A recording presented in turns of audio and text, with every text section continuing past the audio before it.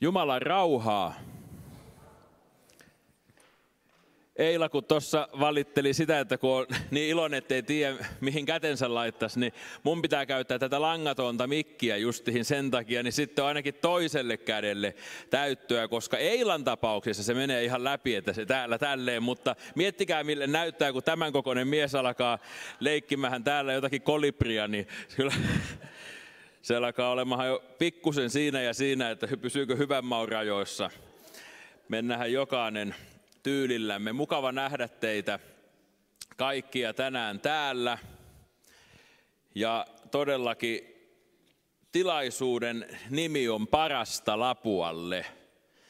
Ja kyllä me ollaan varmaan ainakin vähintään valtaosa ollaan sitä mieltä, että Jeesus on parasta Lapualle.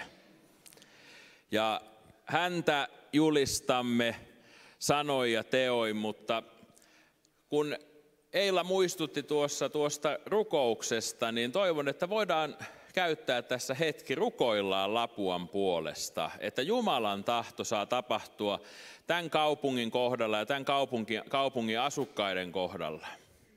Taivaallinen Isä, kiitos, että meidän ei tarvitse ainoastaan nimetä tilaisuuksiamme Parasta Lapualle nimellä, vaan me voimme todella tehdä jotain, mikä on parasta tälle kaupungille. Ja Herra, me rukoilemme, että anna sinun valtakuntasi ilmestyä täällä. Tulkoon sinun valtakuntasi ja tapahtukoon sinun tahtosi tämän paikkakunnan kohdalla ja lapualaisten kohdalla, Herra. Tapahtukoon sinun tahtosi jokaisen nyt paikalla olevan ystävän kohdalla. Herra, sytytä meidät täyteen liekkiin niin, että me voimme, Herra, olla sinun todistajiasi niin täällä kuin naapuripitäjissä, kuin koko maassa ja aina maailman ääriin saakka. Herra, anna meidän olla sinun valonasi, sinun suolanasi, Herra, niin kuin sana sanoo. Herra, koska meille on uskottu evankeliumi. Meille on uskottu se, mikä on parasta myös Lapualle. Herra, niin auta meitä olemaan uskollisia, että emme pidä sitä piilossa, ettemme vaikene, vaan Herra, meidänkin kauttamme, Herra, moni saa kuulla, kuinka ihmeellinen asia on evankeliumi, kuinka ihmeellinen auttaja on Jeesus ja kuinka ihmeellinen on se rauha, joka seuraa sitä tietoisuutta, että on saanut syntinsä anteeksi, saa elää yhteydessä Jumalan kanssa, saa olla pelastettu ja matkalla taivaaseen, että ei ole tuomiota niistä teoista, joita olemme tehneet, eikä niistä laiminlyönneistä tekojen suhteen, jotka on jäänyt tekemättä. Kiitos Herra, että tulet ilmestymään tässä kaupungissa Jeesuksen nimessä. Aamen.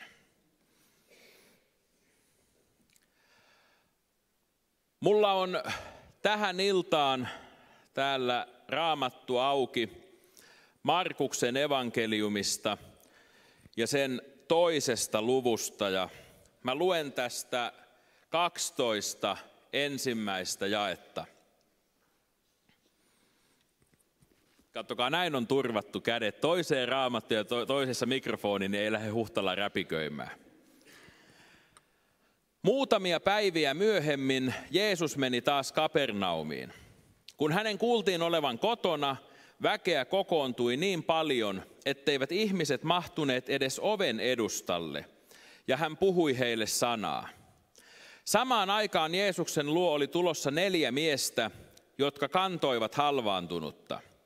Kun he eivät väentungoksen takia voineet päästä Jeesuksen luo, he purkivat katon siltä kohdalta, missä hän oli. Aukon tehtyään he laskivat alas vuoteen, jolla halvaantunut makasi. Kun Jeesus näki heidän uskonsa, hän sanoi halvaantuneelle, poikani, sinun syntisi annetaan anteeksi. Mutta siellä istui muutamia kirjanoppineita, ja he ajattelivat sydämessään, kuinka tämä näin puhuu? Hänhän pilkkaa Jumalaa. Kuka muu kuin Jumala yksin voi antaa syntejä anteeksi? Jeesus tiesi heti hengessään, mitä he mielessään ajattelivat, ja sanoi heille: miksi te sellaista ajattelette sydämessänne? Kumpi on helpompaa? Sanoa halvaantuneelle, sinun syntisi annetaan anteeksi, vai sanoa, nouse, ota vuoteesi ja kävele? Mutta tietääksenne, että ihmisen pojalla on valta maan päällä antaa syntejä anteeksi, hän puhui nyt halvaantuneelle: minä sanon sinulle, nouse, ota vuoteesi ja mene kotiisi. Mies nousi heti, otti vuoteensa ja meni ulos kaikkien nähden. Kaikki hämmästyivät ja ylistivät Jumalaa sanoen: tällaista emme ole ikinä nähneet. Tässä on sellaisia sanoja ja sellaisia tekoja, joita me tarvitaan eri elämäntilanteissa. Tässä me nähdään sellainen Jeesus, joka on, niin kuin Raamattu sanoo, sama eilen, tänään ja iankaikkisesti. Tässä me nähdään sellainen Jeesus, jonka puoleen on turvallista kääntyä ja jonka luokse on turvallista viedä ystäviä. Tässä me nähdään Jeesus, josta kehtaa pitää vähän meteliä ja kenestä viitsii kertoa muillekin. Tässä me nähdään Jeesus, joka on niin paljon enemmän kuin kirkon alttaritaululla ristillä roikkuva, ei mitenkään runneltu, melkein kiiltokuvamainen hahmo, joka jää niin monelle mysteeriksi, mitä se tarkoittaa meille henkilökohtaisesti. Tässä me nähdään Jeesus, joka ei ole ainoastaan etäällä jossakin, vaan todella sellainen Jeesus, jonka voit kohdata, ja kun kohtaat, jotain muuttuu merkittävällä tavalla. Täällä kerrotaan, että kun ihmiset saivat selville, missä Jeesus oli, he kokoontui sinne sankoin joukoin. Minkä takia näin tapahtui? Oliko joku kenties tehnyt sanomalehteen ilmoituksen Jeesus paikalla, kahvia ja pullaa kokouksen jälkeen? Tuskinpa. Ei ollut sosiaalista mediaa, jonne voi laittaa mainoksen, että parasta Kapernaumille, Jeesus mukana. Sanoma siitä, miten Jeesus kulki ympäriinsä, miten hän julisti Jumalan valtakunnan evankeliumia, miten hän paransi sairaita, miten hän vapautti riivaajien vallassa olevia, oli kulkenut hänen edeltään. Joskus syksyllä saarnasin täällä Jeesuksen maineesta. Todettiin, että Jeesuksen maine oli sellainen, joka meni hänen edellään ja veti ihmisiä katsomaan, että tapahtuuko tällaisia asioita todella. Onko tämä Jeesus todella sellainen kuin hänen sanotaan olevan? Ja tässä on hyvä esimerkki siitä. Ihmiset yksinkertaisesti kuulivat puheita siitä, mitä tapahtuu, kun tämä mies vaeltaa ympäriinsä. Hän parantaa sairaita, hän vapauttaa riivattuja, hän julistaa evankeliumia. Hänellä on uusi voimallinen oppi, riivaajatkin pakenevat. Sellainen oppi, joka toimii käytännössä. Jari sanoi tässä todistuspuheenvuorossaan, että pitää toimia käytännössä. Oli jotain aivan uutta, että ihminen voi sekä puhua väkeviä asioita, että osoittaa käytännössä sen toimivaksi. Ja nyt kun tällainen mies löytyy, niin sinne pitää päästä. Täytyy saada selville, voiko tuo pitää paikkansa. Ja jos tuo pitää paikkansa, niin sehän voi muuttaa vaikka minunkin elämäni. Kun itse tulin uskoon, niin hakeuduin sillä ajatuksella, Keravan helluntaiseurakunnan pastorin puheille, että jos nuo jutut pitää paikkansa, mitä mä kuulen, mitä ihmisille uskoon tulossa tapahtuu, niin sitten se Jeesus voi muuttaa minunkin elämän. Tämä oli se ajatus, ja tällaisen ajatuksen uskon ollen tässäkin taustalla. Ihmisillä oli, totta kai siellä aina kriitikot menee paikalle ja epäuskoisetkin, mutta moni lähti myös sen takia, että josko voisin nähdä, että jotain tapahtuu, tai josko se voisi tapahtua minulle. Ja ei Jeesus tässä, en näe hänen missään oikeastaan jaotteleva ihmisen heidän motiivien mukaan. Ei hän sanonut, että voitteko lähteä kriitikot pois täältä ja voitteko te, jotka ajattelette noin, lähteä pois. Vaan hän julisti samoja asioita. Mä en tiedä, minkä takia sinä olet tullut tänään tänne. Todella monen kohdalla vastaus on yksinkertaisesti se, että sinä kuulut tähän seurakuntaan ja sinä käyt täällä joka sunnuntai, ja se on hyvä asia. Mutta kenties täällä on joku, joka käy vähän harvemmin. En tiedä, vaikka joku olisi ensimmäistä kertaa tänään paikalla. Enkä tiedä, minkä takia olet tullut. Ehkä yrität selvittää, niin kuin minä yritin selvittää, että voiko näissä Jeesus-jutuissa olla perää. Mistä tässä oikein on kyse? Ehkä joku on sut kutsunut. Joku katsoo tätä, kun tää laitetaan YouTubeen tämä kokous, niin joku katsoo, ehkä katsot uteliaisuudessa, että mitä hän ne sekoilee siellä ja minkälaista soopaa sieltä tulee. Ihan sama millä motiivilla katsot, mutta kuulet evankeliumin. Ja kuitenkin nyt kun ollaan täällä rukoushuoneella, toivoisin, että motiivi sille, miksi ihmiset tulee tänne tilaisuuksiin ja sanankuuloon, olisi se, että alkaisi liikkua juttuja, että Jeesus toimii täällä. Jeesus toimii meidän keskellämme. Ja tiedätkö, Jeesuksen läsnäolo ja toiminta, se on kautta aikojen ollut merkittävin tekijä, joka ihmisiä on vetänyt hengellisiin tilaisuuksiin ja evankeliumin sanoman äärelle. Aina on niitä, jotka käyvät tavan vuoksi, siitä ei varmaan pääse mihinkään, mutta merkittävin tekijä, minkä takia ihmiset hakeutuu hengellisiin tilaisuuksiin, on se, että Jeesus on siellä. Minä tarvitsen sitä, että Jeesus kohtaa ja koskettaa ja puhuu minulle. Ja jos ajatellaan herätyksiä, niin niissä on keskiössä ollut toisaalta aina voimakas sananjulistus, mutta se, että Jeesus saa toimia yliluonnollisella tavalla. Ja se vetää ihmisiä edelleen kuulemaan, tarkistamaan, onko asia näin ja voisiko tuo Jeesus kohdata minuakin. Jos miettii jotain Asusakadun herätystä, eli herätystä, josta voidaan katsoa helluntai-herätyksen saaneen alkunsa, niin siellä joka ilta parantui lukematon määrä ihmisiä.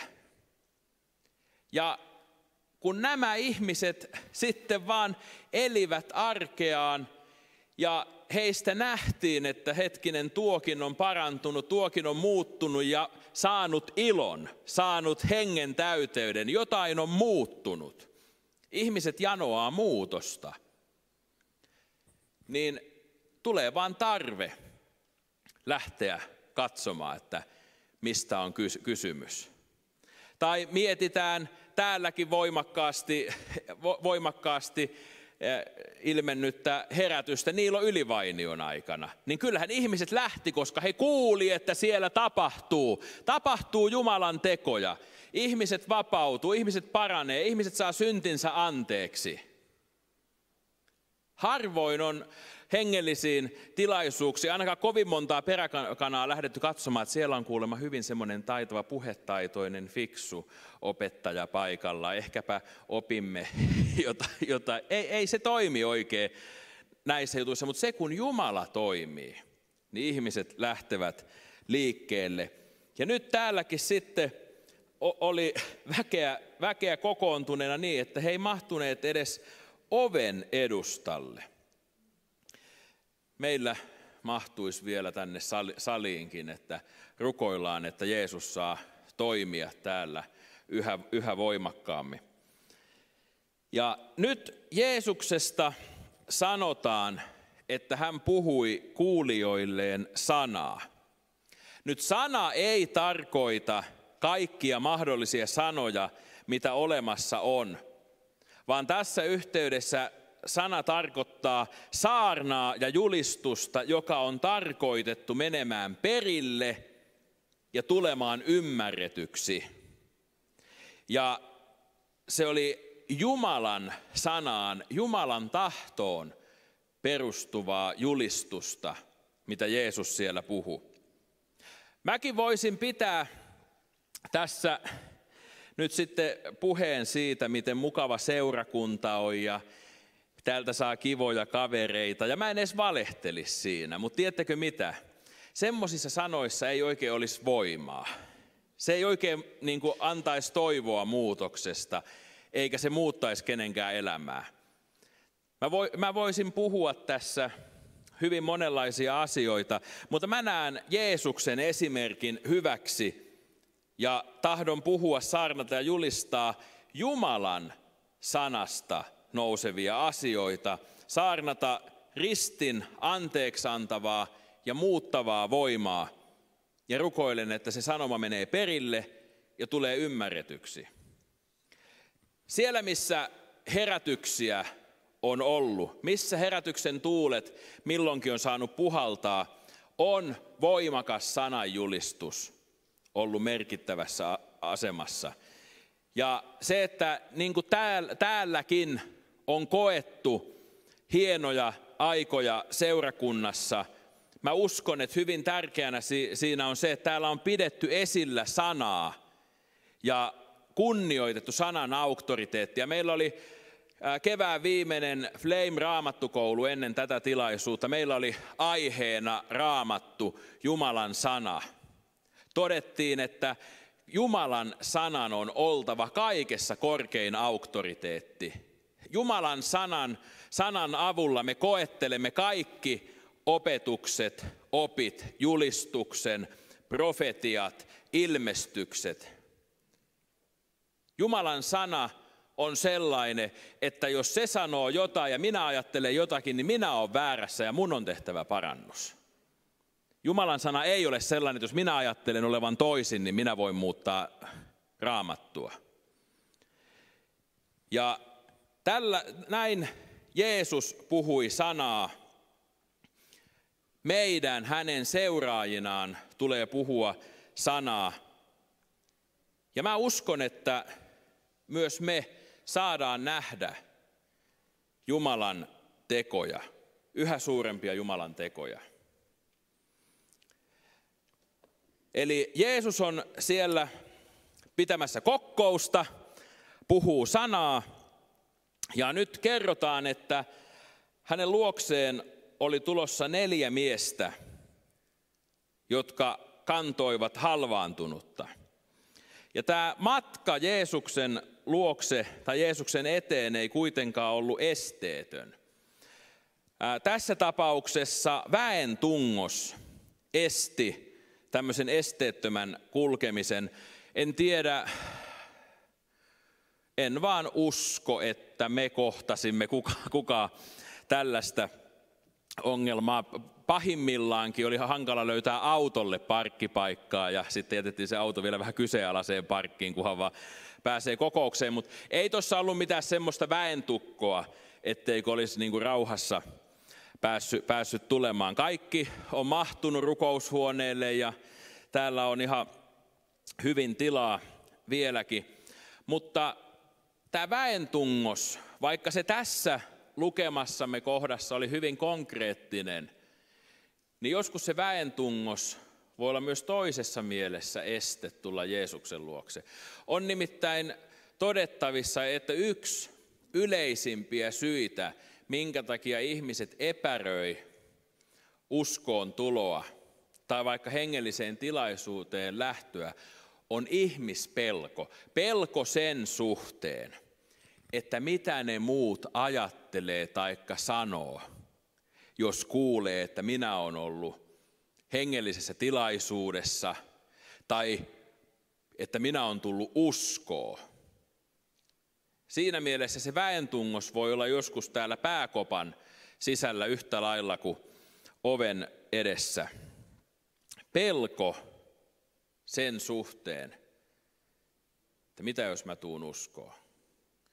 Ja ihmispelko ei välttämättä muuten katoa siinäkään vaiheessa, kun tulet uskoon, vaan saattaa olla myös pelkoa oikeasti antautua Jumalan käyttöön, Jumalan tahtoon, alkaa toimimaan Jumalan tahdon mukaan.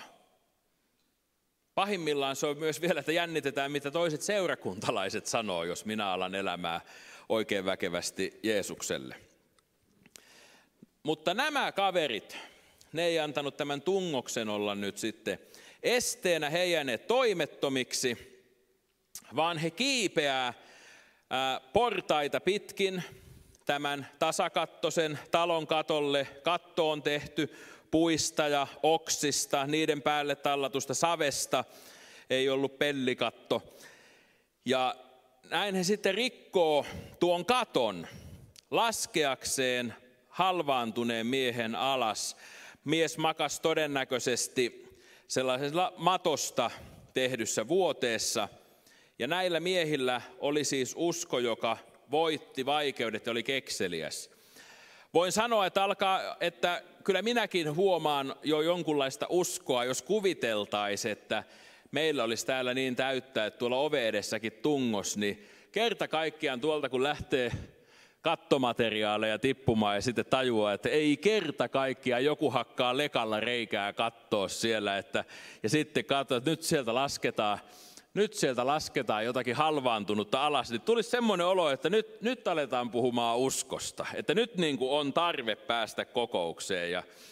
Ja kyllä siinä varmaan Jeesuksellakin sydäntä lämmitti, kun katsoi, että ei kerta kaikkiaan, sieltä ne pojat tulee, että tie on tukossa, mutta tehdään uusi. Ja tämmöisellä uskolla, kun me Jumalaa lähestytään, niin mä jotenkin itse uskon, että silloin myös niin kuin Jumalan sydän alkaa sykkimään, että tähän mä haluan niin kuin vastata. Kun me puhutaan uskosta, niin mä oon huomannut, että se sana on ihan kärsinyt inflaation, kun sanaa usko voi käyttää sellaisissakin tilanteissa, mitkä ei niin kuin vaikuta millään tavalla meihin. Usko on sellaista, että se vaikuttaa. Usko ei ole toimetonta. Usko on paljon enemmän kuin sitä, että opetellaan joku uskon tunnustus ulkoa ja sitten sanotaan ja sitten nyökytellään, että miksei minä nyt tähän uskoisi. Voisi sanoa, että usko on ehdotonta päättäväisyyttä löytää Jeesus. Ja se on täyttä luottamusta siihen, että Jeesus tahtoo ja kykenee auttaa minua.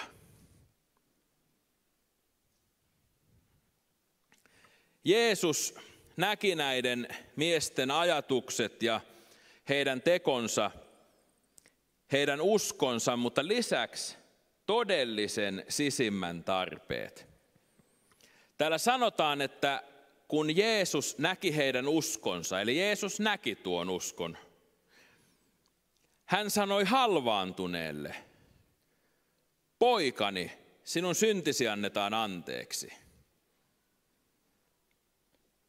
Jeesuksen mielenkiinto kiinnittyy katonsärkijöistä siihen kaveriin, jota sieltä lasketaan. Ja aika mielenkiintoinen näin, jos pysähdytään miettimään tilannetta. No, kuvittelen nyt, että jotakin tuolta sitten oikeasti lasketaan naruilla siihen ja sitten se kaveri tuossa roikkuu ja no minä nyt ei Jeesus ole, mutta hänen seuraajansa kuitenkin, niin ajattelepa ensimmäiset kuolemattomat sanat, kun menen siihen jututtamaan, niin ei ole mikään, että tulit sitten sieltä tai no mitä sitä on sairas. Hei, sun synnit annetaan anteeksi. Aika yllättävä veto, jos unohdettaisiin, että kyseessä oli Jeesus. Jeesus on meille esimerkki siitä, miten pidetään ensimmäiset asiat ensimmäisenä. Hän näkee ensimmäisen tarpeen ja hän tiesi tässäkin tilanteessa, että ihmisen suurin tarve on saada syntinsä anteeksi. Se on ihmisen suurin tarve. En tiedä, mitä olit ajatellut, mikä on sinun suurin tarpeesi tänään. Mutta ellet henkilökohtaisesti tunne Jeesusta Kristusta, niin sinun suurin tarpeesi on saada syntisi anteeksi. Koska sinun suurin ongelmasi on se, että sinä olet tehnyt syntiä. Ja sinä olet saamassa niistä tuomion. Sinä joudut vastaamaan teoistasi. Evankeliumi on siinä, että Jeesus tuli sovittamaan meidän syntimme, että meidän ei tarvisi kärsiä sitä tuomiota, jonka me olemme ansainneet. Eli jos olet täällä, etkä tiedä, oletko saanut syntisi anteeksi. Raamattu sanoo, että kaikki ovat tehneet syntiä. Eli jos ajattelit, että en ole kyllä varma, onko tehnyt, niin vapautan sinut tästä ongelmasta. Olet tehnyt syntiä, minä olen tehnyt syntiä, Eila on tehnyt syntiä, jokainen täällä olija on tehnyt syntiä. Nekin on tehnyt syntiä, jotka ei ole täällä. Se asia on nyt käsitelty. Ihmiskuntaa yhdistävä ongelma on se, että kaikki on tehnyt syntiä, emmekä me voi ratkaista tätä ongelmaa. Evankeliumi on vastaus tähän ongelmaan. Jumala teki sen, mikä oli ihmiselle mahdotonta. Ja tältä pohjalta Jeesus siis puhuu tämän miehen suurimman tarpeen ylle. Oletko sinä kuullut ne sanat, kun Jeesus sanoo, että poikani, syntisi annetaan anteeksi, tai tyttäreni, sinun syntisi annetaan anteeksi. No niin, nyt kun päästiin näin väkeviin, niin sitten törmätään näihin kirjanoppineisiin. Istui muutamia kirjanoppineita ja he ajattelivat sydämessään, kuinka tämä näin puhuu, hänhän pilkkaa Jumalaa. Kuka muu kuin Jumala yksin voi antaa syntejä anteeksi? Eli tämmöisiä väkevästi armoitettuja purnaajia oli paikalla, kirjanoppineita, jotka toisaalta olivat aivan oikeassa. He olivat oikeassa siinä, että kenelläkään muulla kuin Jumalalla ei ole valtuuksia antaa syntejä anteeksi. Ei nämä mettässä ollut nämä kaverit, mutta ne ei ollut vaan ihan hereillä. Nimittäin he, joiden piti tuntea kirjoitukset, joita oikein nimitetään kirjanoppineiksi, he olivat sokeita siinä suhteessa, että he eivät nyt tunnistaneet omaa luvattua Messiastaan, joka heidän silmiensä edessä toteutti vanhan testamentin profetioita. He olivat lukeneet tästä miehestä ennalta jo kaiken. Heidän olisi pitänyt niin kuin herätä, että ahaa, alkaako tässä käymään toteen se, mitä on kirjoitettu. Mutta he alkoi napisemaan. Arvostelijoita löytyy muuten tänäkin päivänä. En tiedä, oletteko huomannut. Siellä, missä sanaa julistetaan, sieltä löytyy arvostelijoita ja se ei ole taakse jäänyttä elämää. Arvostelijoita löytyy niin seurakuntien sisältä kuin niiden ulkopuolelta. Ja tänäkin päivänä Ihmiset nurisee siitä, kun kristityt sekä opettavat että toimivat niin kuin Raamattu kehottaa. Ennen ja nyt aina arvostelijat on yrittänyt löytää vikoja niin julistuksesta, julistajasta kuin hänen toiminnastaankin. Jeesus ei nyt lähtenyt tätä ongelmaa tässä sitten sen kummemmin ruotimaan. Hän tiesi hengessään, mitä he mielessään ajattelivat ja sanoi heille, miksi te semmoista ajattelette? Mitä te semmoista ajattelette sydämessänne? Näitä olisi pitänyt ajatella jotakin ihan muuta. He olisi voinut ajatella sitä, että onko toteutumassa se, mistä on kirjoitettu. Ei. He napisi. Jeesus sanoi, että hei, mitäs te tällaista? Ja sitten hän esittää toisen kysymyksen. Kumpi on helpompaa sanoa halvaantuneelle, sinun syntisi annetaan anteeksi, vai sanoa, nouse, ota vuoteesi ja kävele? Kumpi on helpompi sanoa? Jos minä sanon jollekin, että sinun syntisi on annettu anteeksi, te ette voi havaita välittömästi, toteutuiko se, mitä minä sanoin. Se on siis helppo sanoa, jos unohdetaan siihen sisältyvä vastuu.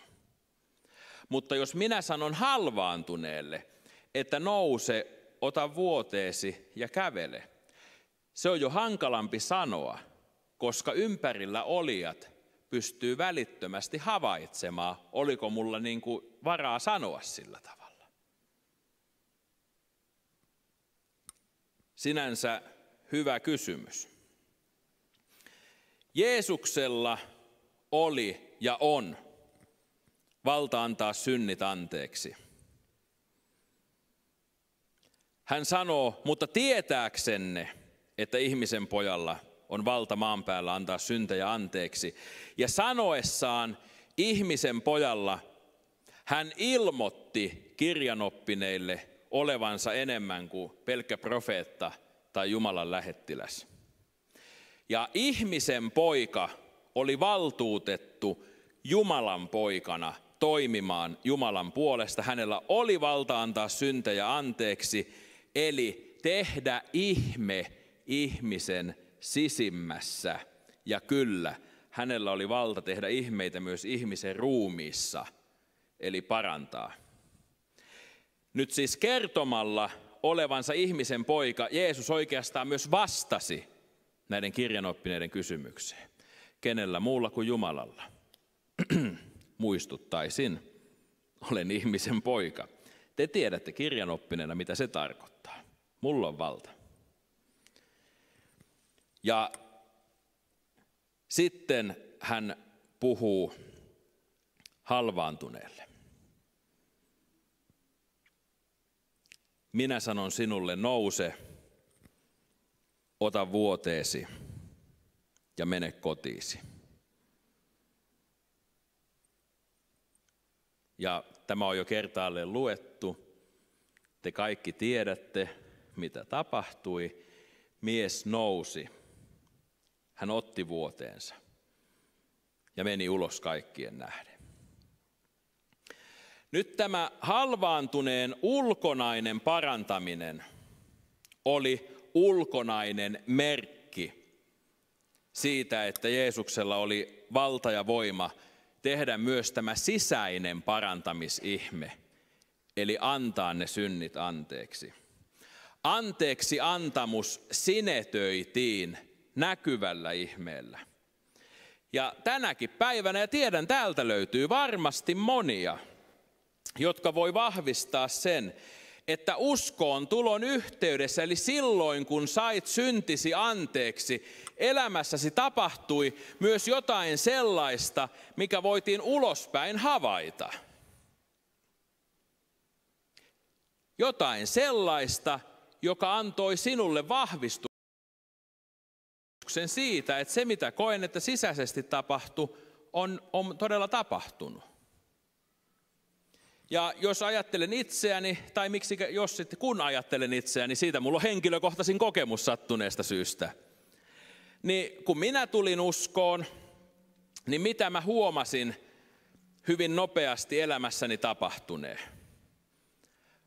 Vapauduin mun rasistisesta ideologiasta, vapauduin mun päihderiippuvaisuudesta, vapauduin mun 3 päivittäisestä norttiaskista.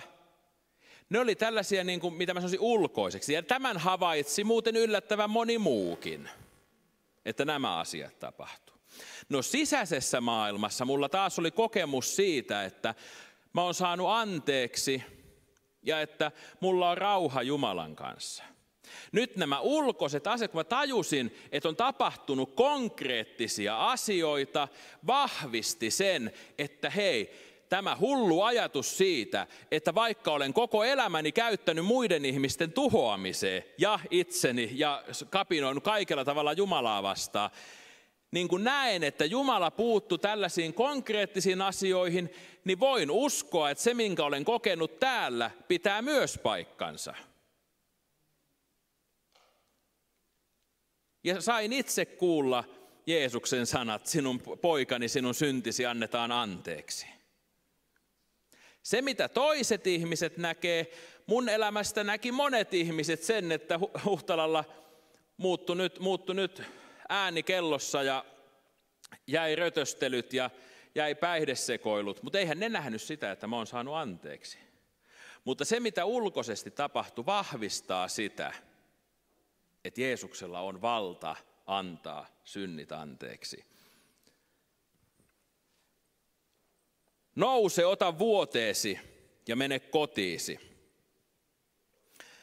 Minkä takia Jeesus käski tuon miehen ottaa vuoteensa? Oliko Jeesus yhtäkkiä huolissaan siitä, että jos tuo mies nyt innostuu parantumisesta niin paljon, että unohtaa tuo haiseva riepunsa tänne. Ei se ollut mikään hestensisänky, se oli joku haiseva matto. Miettikää nyt, kuinka paljon siinä on maattu, kun kyseessä oli halvaantunut ihminen. Ei siinä tarvinnut ajatella, että kallis sänky jää tänne. Mä näen tuon vuoteen kantamisen sellaisena symbolisena voiton merkkinä, että mä en ole enää tämän vuoteen, tämän maton kannateltavana, koska minä olen parantunut ja minä voin kannatella tätä vuodetta. Vai ajatteleeko joku, että Jeesus oli huolissaan siitä, että jos tuo sänky jää tänne? Mitä me tehdään tälle rievulle, jos se jättää sen tänne? Voiko se laittaa kirpputorille vai pitääkö se lähteä etsimään sitä miestä, että voidaan palauttaa ja missä se poikaparka sen jälkeen nukkuu? En minä usko tämmöiseen. Kyllä mä uskon, että Jeesus oli sitä mieltä paremmin, että kun tuo kaveri lähtee tuosta reilusti, niin kaikki varmasti tajuaa, että toi on se, joka ilman tuota mattoa olisi päässyt tänne, mutta nyt se mies voi itse kantaa mattonsa mennessään. Ja se auttoi siis tuomaan ihmisille tiettäväksi sitä ihmettä, joka tätä miestä oli kohdannut. Kuulee aina noista isoista herätyskokoussarjoista, mitä tuolla muualla maailmassa pidetään, niin sieltä ne lähteet no osa kyllä innostuu, että unohtaa pyörätuolissa ja kainalosauvansa, mutta sitten niitä aina välillä ihan niin kuin symbolisesti lykkivät sitä tuolia itse, että enpä enää istu tässä. Mä näen jotain sellaista niin kuin samanlaista tässä tilanteessa. Ja mä näen siis, että Jeesus kyllä ihan haluaa, että me konkreettisesti tuodaan tiettäväksi, että ne asiat, joiden niin kuin ikään kuin armoilla me ollaan ennen oltu, niin sen yhteydessä, kun me saadaan synnit anteeksi, niin muuttuu myös semmoinen asetelma. Mä kerron toisinaan menneisyydessä tekemistäni typeryyksistä ja oonpa antanut kirjata ne kirjaankin, jota meillä tuolla on Lapuan nuorille jaettavana useampi 100 kappaletta. Minkä takia? Ai sen takia, että mulla ei ole mitään ajankohtaisempaa kerrottavaa. Tai sen takia, että musta nyt on vaan kiva muistella ikäviä asioita. Ei, vaan kun pidetään esillä sitä, mikä ennen sitoi, ja sitten näkyy uusi asetelma, niin se tuo ilmi muutoksen, jonka Jeesus tuo ihmisen elämään. Jeesus tarjoaa muutosta ihmisille, joista suurin muutos on se, että ihminen siirtyy pimeydestä valkeuteen, saatanan valtakunnasta Jumalan valtakuntaan, synnin orjuudesta Jumalan lapsen vapauteen. Nämä on sisäisiä muutoksia. Ja sen sisäisen muutoksen seurauksena tapahtuu ulkoisia muutoksia. Jotkut paranee, jotkut vapautuu voimakkaista riippuvaisuuksista. Tällaisia asioita. Ensi keväänä Pohjanmaa-alueella on mahdollisuus muutokseen kampanja. Vallataan kuukaudeksi kaikki mediat ja tuodaan esille muutostarinoita. Mitä saa aikaan se, kun ihminen kohtaa Jeesuksen? Siinä ei vaihdeta uskontoa, vaan siinä vaihtuu asema syntisestä pyhäksi. Ihminen saa anteeksi.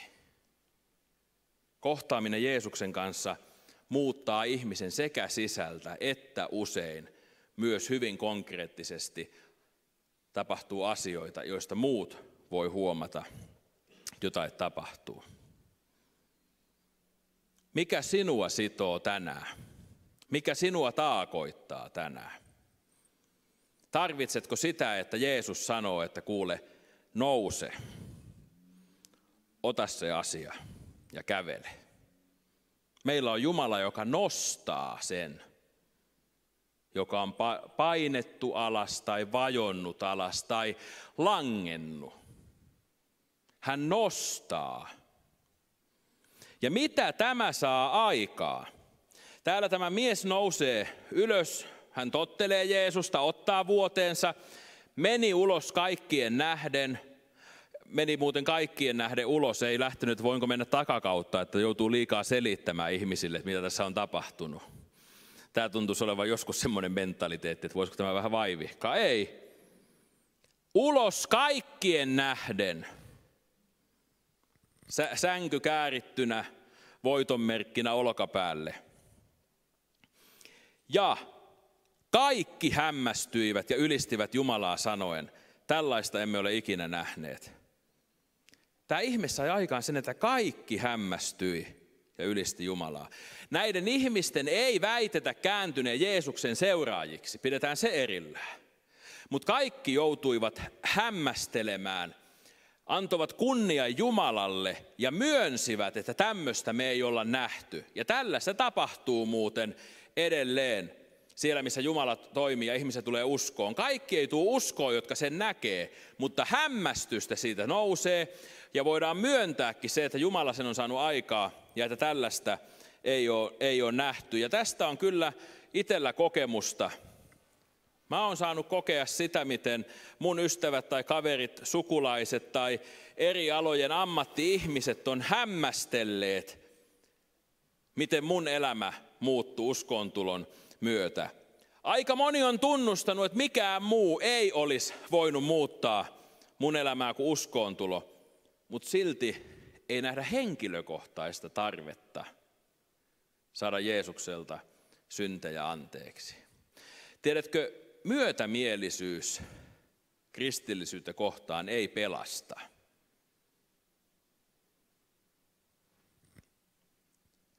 Meidän jokaisen täytyy ymmärtää, että meillä on tarve saada kuulla nuo sanat.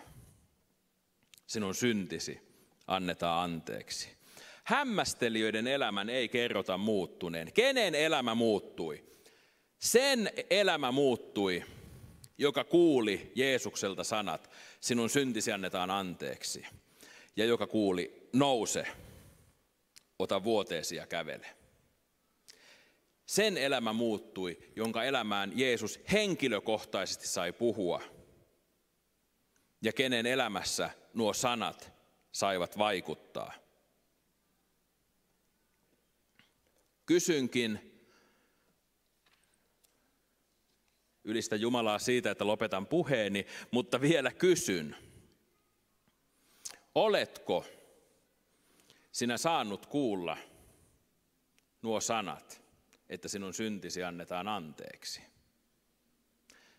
Ne sanat on kaikkein tärkeimmät. Jeesus ei ole meidän keskellämme ihmisen muodossa tänä päivänä niin kuin tässä, mutta hän on jättänyt meille sanansa. Se sama sana sanoo, että kaikki ovat tehneet syntiä ja ovat Jumalan kirkkautta vailla. Ja se sama sana kertoo vastauksen. Jumala on rakastanut maailmaa niin paljon, että hän antoi ainoan poikansa, ettei yksikään, joka hänen uskoo, hukkuisi, vaan hän olisi iankaikkinen elämä. Se sana sanoo, että sitä, joka uskoo tähän Jumalan poikaan, sitä ei tuomita, koska hän saa anteeksi. Sana sanoo,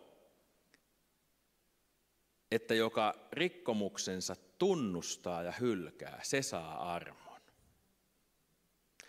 Kun sinä tänään tunnustat syntisi Jeesukselle ja olet valmis ne hylkäämään, niin voit Raamattuun vedoten tietää kuulevasi sanat, että sinä saat anteeksi.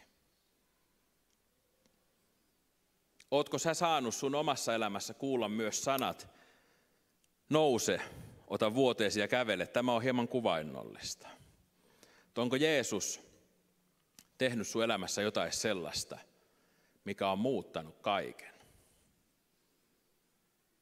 Oletko ottanut vuoteesi? Oletko mennyt kaikkien nähden ja ollut valmis tuomaan esiin sen, mitä kohtaaminen Jeesuksen kanssa on saanut aikaa sinun elämässä? Parasta lapualle on se, että Jeesus on kuollut ristillä ja haluaa tarjota pelastusta jokaiselle. Parasta lapualle, mitä me, jotka ollaan tultu uskoon, voidaan tehdä, on kertoa tästä ja oikein juhlistaa sitä, että olemme kohdanneet Jeesuksen kertomalla siitä, mitä hän on meidän elämässä tehnyt. Rukoillaan. Taivaallinen Isä, kiitämme sinun sanastasi ja kiitämme siitä, että sinä annoit poikasi, että meillä voisi olla elämä. Kiitämme Jeesus siitä, että menit ristille, että meillä voisi olla armo, eikä meidän tarvisi joutua tuomiolle, jonka olisimme ansainneet. Herra, osoita meille itse kullekin tässä hetkessä, millä paikalla olemme itse.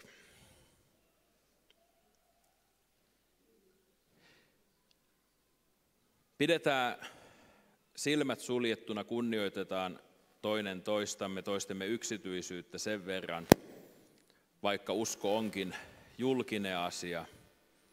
Kysyn, onko täällä joku sellainen, joka epäilet, oletko saanut syntisi anteeksi ja kaipaat sitä, että saat tänään kuulla sydämessäsi Jeesuksen sanat. Poikani tai tyttäreni, sun syntisi annetaan anteeksi. Pyydän, että ihan pienellä käsimerkillä annat merkki itsestä, että voi muistaa rukouksia. Herra näkee sun kätesi siellä. Onko täällä muita? Nyt en nostata käsiä, mutta pyydän, että jokainen uskova kohdallaan miettii myös sitä, että olenko omalta osaltani tehnyt tiettäväksi sitä, mitä Jeesus on minulle tehnyt.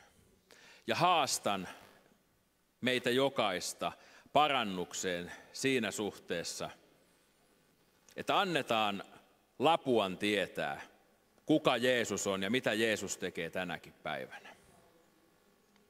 Aamen.